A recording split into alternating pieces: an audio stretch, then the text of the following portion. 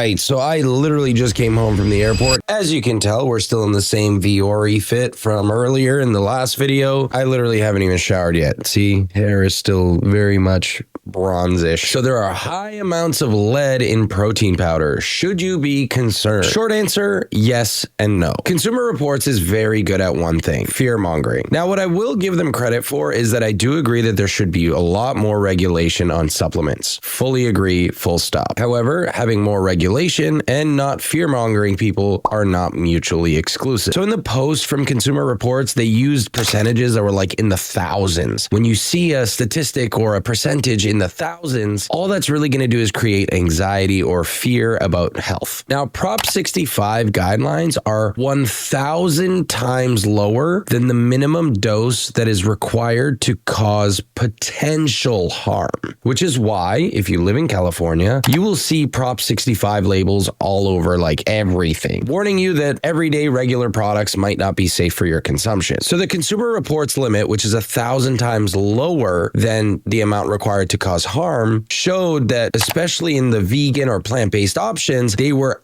above that threshold, even more so than the milk-based or whey-based alternatives, which obviously stirred up some controversy. But what does that tell us? I mean this in the most respectful way possible. For those of us that are educated, it doesn't mean much because we know that heavy metals come from the ground, and vegetables like carrots or radishes or beets or whatever that grows in the ground also has a higher risk of having higher lead content. And there's really nothing you can do about that because lead, like all other heavy metals, comes from the ground. So things like plants that come from the ground are going to have a higher likelihood of being higher in lead. So does that mean we should stop eating plants? No. We have lots of outcome data to support that eating more plants is good. So please, let's remain level-headed and stop looking for another reason to not eat more plants or more protein. Consume more of them, consume less ultra-processed foods, get your moving today, even if it's just 10 to 15 minutes, because I love you guys and I want you to live a happy and healthy life. So make sure you hit that follow button. Keep it simple, stupid, and I will see you guys in the next one.